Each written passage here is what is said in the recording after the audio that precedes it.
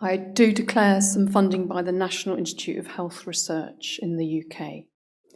Before I start telling you about the process evaluation, I'd like to just introduce the randomised trial, which will be presented tomorrow morning.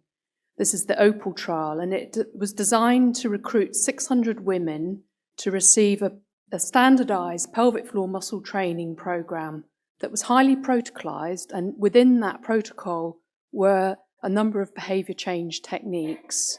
And 300 women received that protocolised pelvic floor training programme, and the other 300 women were randomised to receive exactly the same protocol plus EMG biofeedback, and they were followed up at 2 years. Now, the process evaluation study was run in parallel. It has mixed methods and multiple data sources, and I'll go through that in a minute. But the process evaluation study aims to ask the question, what happens in intervention delivery and uptake compared to what the trial protocol says? And also the process evaluation helps us understand the trial results. Going straight into the results, looking at the overall study, 93 therapists delivered the interventions to 300 women in each group across 23 trial sites in the UK.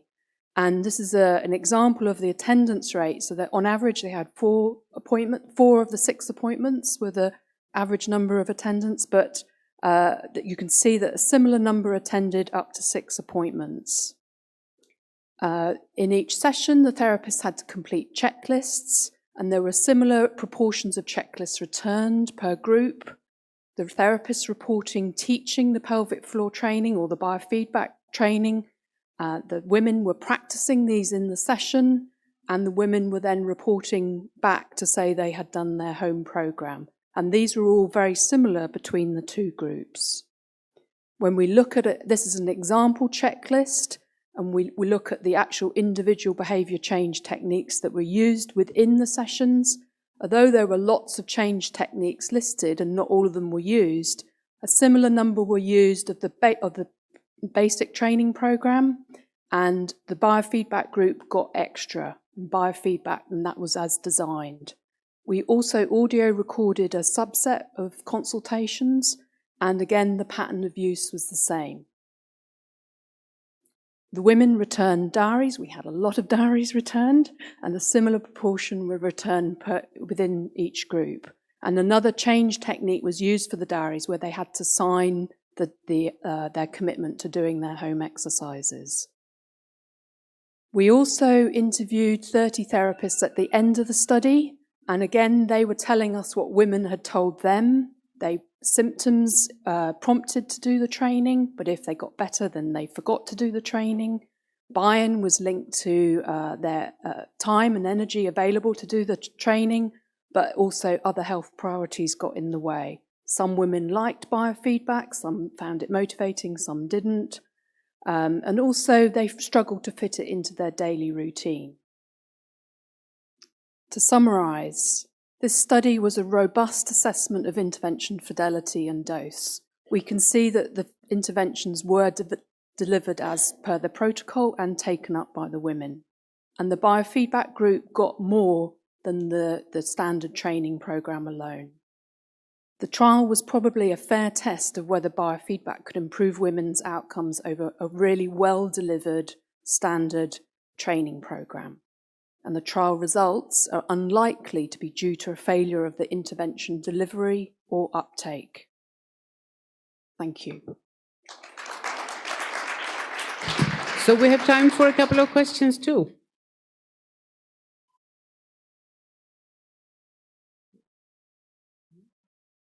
Sorry. Do we have any questions coming here? Sounds like a very, very big study, though. It was a big study. And to keep control of everything, to really make There was a lot of data collected, and we have a lot of more analysis to do. Absolutely, yeah. Mm-hmm. Well, we look forward to the full results tomorrow. Yeah. Chantal. This is Chantal Moulin from Montreal. I don't have a voice anymore. Thank you for a very interesting study. Did I get it right, or you said at one point that about 36% of the women did the 6 intervention?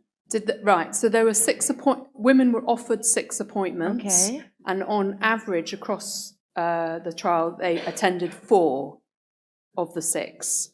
But we looked just to provide some of the results. Okay. We looked at the 6th appointment, and we saw that the proportion who did come for 6 Complete. appointments, to do all 6, was roughly the same in both arms of the trial. 36, it's about 38. 37% in the arms of the Okay. trial. So there was attrition in the trial, but the attrition rates were similar in the 2 groups. Yeah. And can I ask you, or maybe it's going to be reported in the next presentation, those 6 interventions were done in 12 weeks, 15 weeks? They were scheduled to run over 16 weeks. Okay. And basically the first appointment was 1 hour, and then the subsequent appointments were 30 minutes. Okay. Thank you. Okay, thanks.